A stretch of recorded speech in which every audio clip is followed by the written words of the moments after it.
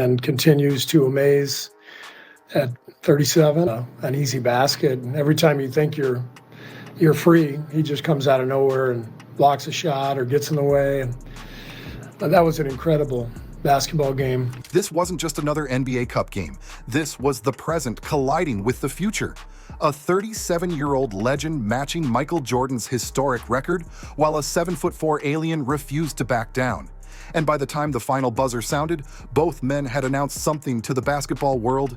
Wembanyama declared he's not just talented, he's got fire. And Curry? He just proved the reports of his dynasty's death were greatly exaggerated. November 15th, 2025, Frost Bank Center in San Antonio. Final score, Warriors 109, Spurs 108. Stephen Curry, 49 points on 16 of 26 shooting and 9 of 17 from 3, but the numbers only tell half the story. Let's rewind. Before these back-to-back games against San Antonio, the Golden State Warriors were drowning in mediocrity. At the end of 2024, they sat at 16-16, dead average, with Curry himself admitting, "We're just very average." Steph, at 16-16 going to the new year, what does that reflect about who you guys are right now, but what you guys can be going forward? The kids say we're very mid right now. We're just very average. The narrative around this team had turned toxic. They were 1-20 when trailing after 3 quarters, statistically among the least likely teams in the league to stage a comeback. This wasn't the dynasty we remembered. These weren't the Warriors who made fourth-quarter comebacks look routine. The Vultures were circling. Skip Bayless had spent years arguing that Curry isn't even a top 10 player all time, saying, by 2x MVP standards, he has stunk in the postseason. The hot take machine was in overdrive, with some claiming Curry was washed, that the championship window had slammed shut. The 2023-24 season had ended with a brutal play-in tournament loss to the Sacramento Kings, 118-94. The first season, the Warriors missed the playoffs when Curry, Klay Thompson, and Draymond Green were all healthy and available. Thompson was gone now, signed elsewhere. The two timelines plan, trying to compete now while developing youth, had collapsed spectacularly. Front office whispers suggested the Warriors needed to get more athletic, better, and cheaper. Translation, blow it up, trade pieces, start over. But then came San Antonio, twice, and everything changed. Victor Wembanyama walked into these games with something to prove. For a year and a half, we'd seen the 21-year-old prodigy's otherworldly talent. He finished with 26 points, 12 rebounds, 4 assists, and 3 blocks in 38 minutes. But there was always that question mark. Did he have the dog in him? Could he bring the intensity needed to lead a championship team? Friday night in San Antonio answered that question emphatically. Midway through his 8th and final quarter of tussling with Draymond Green across the 2-game series, Wembanyama finally snapped. Angry after Green wouldn't allow him to establish position on an inbounds play, with referees swooping in to intervene. A perturbed Wembanyama received a lob from Stephon Castle and slammed it left-handed right over Green's head. What happened next sent shockwaves through Frost Bank Center. Wembanyama spun around after the dunk and screamed, getting directly in Draymond Green's face. Wembanyama explained after the game. I was not trying to prove anything to anybody. It's just, at some point, just like anybody, for me at least, somebody speaks to you a certain way, you have to respond in a certain way. That's just how it is. Did you enjoy that moment when you're face to face with them? Like, he seemed to be enjoying the competition of that moment. Did I enjoy it? Good question. I don't know. I'm not enjoying the moment right now. This wasn't the mild-mannered French kid anymore. This was a superstar being born in real time. According to leaked audio, Green told Wemby, "You're trash," and Victor fired back, "On your head." The arena exploded. Jeremy Sochan had to physically separate them. The dunk was waved off because Green fouled Wembanyama prior to the attempt. Green collected his 5th foul seconds later on the next inbounds, storming off the court and screaming at officials. But the damage was done, not to the Warriors, but to the perception of Wembanyama as too soft, too European, too passive. Even Green, the master agitator himself, had to admit, it's good to see him show emotion. I like when guys show emotion. Charles Barkley had said months earlier that he needed to see some dog in Wembanyama. Well, Chuck got his wish. Even in a loss, Wembanyama didn't just throw a shoulder or make a scene, he didn't need to. The moment showed a new side of his competitive evolution. But here's the cold reality. On both nights, the future ran into an absolute buzzsaw. Over 2 games in the same arena, Curry dropped a combined 95 points on the Spurs' home court, leading the Warriors to back-to-back comeback victories that felt like masterclasses in championship DNA. Wednesday's 46-point eruption snapped a 6-game road losing streak. Friday's 49-point masterpiece proved the first performance wasn't a fluke. Friday night was something transcendent. Curry's night started in a pair of Kobe 6s during warm-ups, the new sneaker-free agent signaling to the apparel world that he was open for business after parting ways with Under Armour. By the end, he was back in his familiar shoes, towing the free throw line with the game on the line. Curry finished with 49 points on 16 of 26 shooting, 9 of 17 from three-point range, and a perfect 8 of 8 from the free throw line. He had 31 points in the second half alone, including 17 in the third quarter. The shots were absurd. In the second quarter, with Wembanyama's 7'6" frame and 9-foot wingspan standing between Curry and the basket, Curry simply arced the ball so high into the San Antonio sky that it cleared everything. The moonball looked like something from a video game. Behind the brilliance of Wembanyama, De'Aaron Fox, and a strong bench showing, the Spurs still managed to lead 79-77 entering the fourth. The Warriors were down 92-82 with 7 minutes and 25 seconds to play. And then Curry took over. Step-back jumpers, pull-ups off screens, dizzying drives. He responded by drawing 3 free throws. Then came a step-back 16-footer and a finger roll over Wembanyama's outstretched arm. But the dagger? Trailing by 1 with 6.4 seconds left, Curry baited De'Aaron Fox into a reach-in foul. As he dramatically circled back toward the line, Wembanyama turned to the crowd and implored the fans to get animated and possibly spook Curry into a miss.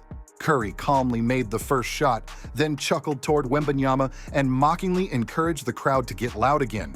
He drained the second, giving him 49 points after Fox missed on the final possession. Game, Warriors, dynasty still breathing. But this wasn't just a big scoring night. This was history. Before Friday night's contest, Curry was told that he had just scored 40-plus in a game for the 43rd time since his 30th birthday, one shy of Michael Jordan's league record of 44. With that 49-point explosion, Curry tied Michael Jordan's record for the most 40-point games in the NBA after the age of 30, both now with 44 such performances. Let's pause and understand what this means. Michael Jordan, 6 championships, 5 MVPs, arguably the greatest player who ever lived. Jordan is the greatest, not just because of his titles and trophies, but because he maintained this level at age 40, becoming the only 40-year-old to ever score over 20 points per game and the only 40-year-old to score 40 or more points in a game. In his final season with the Wizards at age 40, Jordan scored 20 or more points 42 times, 30 or more points 9 times, and 40 or more points 3 times. On February 21, 2003, Jordan became the first 40-year-old to tally 43 points in an NBA game. And now Curry, at 37, has matched him for sustained late-career brilliance. More than that, Curry joined Jordan and LeBron James as the only players aged 37 or older to score 40-plus points in consecutive fixtures. When asked about it, Curry was aware of the record. How aware were you of tying Michael Jordan for 40-point games at your age? Very aware. I threw up the, I did it backwards though. It's the second time I've done that.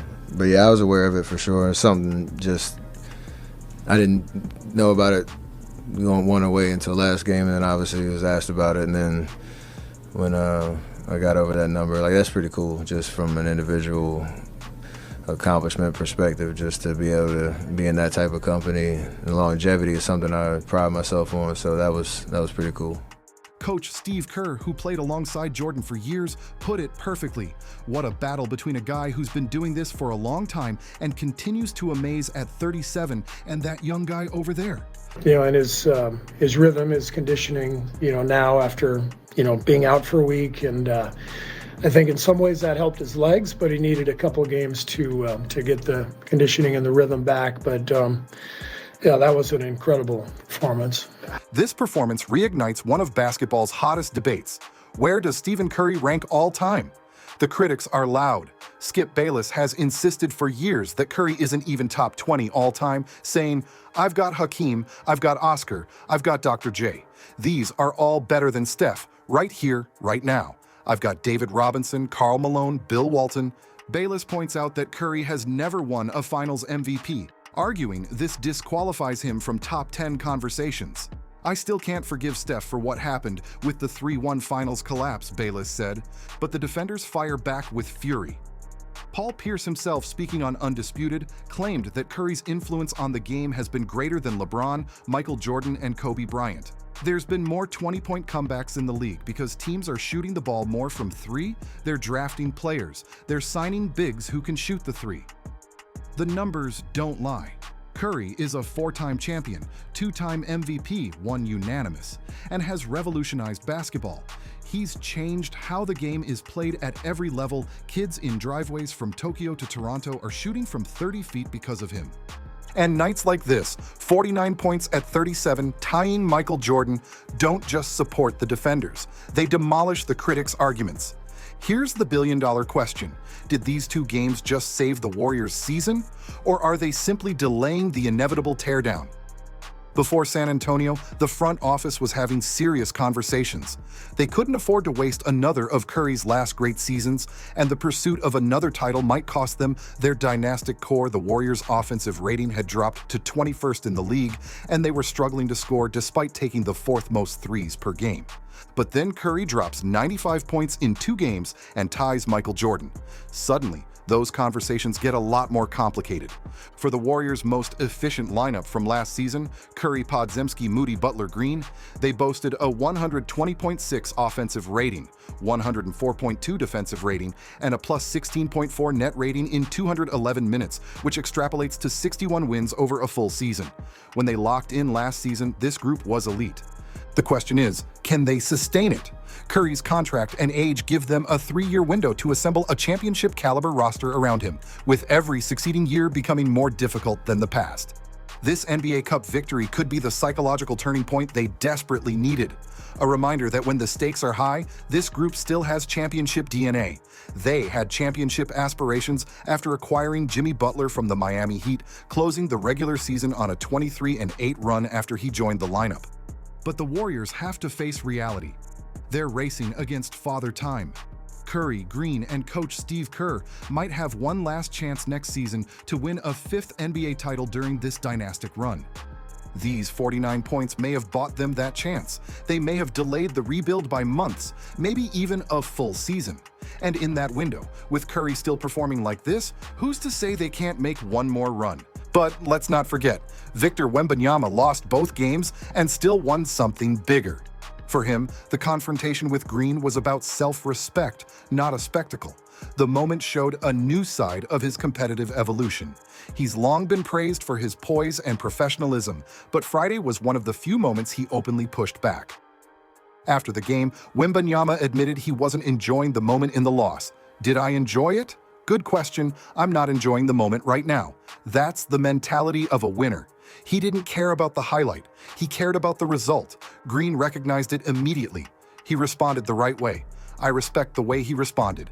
You don't back down from anybody, and he didn't, so I respect that. The NBA is a league where young players get tested. Hall of Fame level provocateurs like Green physically and verbally push them to their breaking point, then take note of whether they fold. If a player folds, Green and the rest of the league will smell blood and game plan accordingly. If opponents think a player can be punked, they will push the limits of punking. Wembanyama passed the test with flying colors. He proved he's not just a freak athlete or a basketball unicorn. He's a future superstar with the fire to match the talent. Even in defeat, Wembanyama continues to prove that he is not just the future of the NBA, but a force in the present. When the Spurs add more talent around him, when they bring in another all-star or two, the rest of the league better be ready. Because this kid isn't backing down from anybody. So what did we witness? We saw Stephen Curry at 37 years old drop 49 points to tie Michael Jordan's record for 40-point games after turning 30. He silenced every critic who said he's done, that the dynasty is dead, that his window has closed. He reminded the basketball world why he's a 4-time champion and one of the greatest to ever play. We saw Victor Wembanyama refuse to be intimidated. We watched a 21-year-old stand chest to chest with Draymond Green, dunk on him, scream in his face, and announce to the league, "I'm not just here, I'm ready." As Curry told reporters, "I'm not wondering if he's going to make them or not. I think everyone expects it." That's the confidence of a legend. That's the mentality that's won 4 rings. This game was billed as the present versus the future, and in a way, both sides won. Curry proved the present isn't finished yet. Not by a long shot. Wembanyama proved the future is arriving faster and fiercer than anyone expected. And the Warriors may have just bought themselves one more serious run. The Spurs may have just found the emotional leader they've been searching for since Tim Duncan retired. And basketball fans everywhere just witnessed a game that will be remembered for years. The night a legend tied Michael Jordan while a future superstar refused to back down. Where does Steph Curry rank all time? Is he top 10? Top 5? And will Victor Wembanyama become the greatest player of his generation? Drop your thoughts in the comments below, smash that like button if you enjoyed this breakdown, and subscribe for more deep dives into the moments that define basketball history. Because nights like this don't come around often, but when they do, they remind us why we fell in love with this game.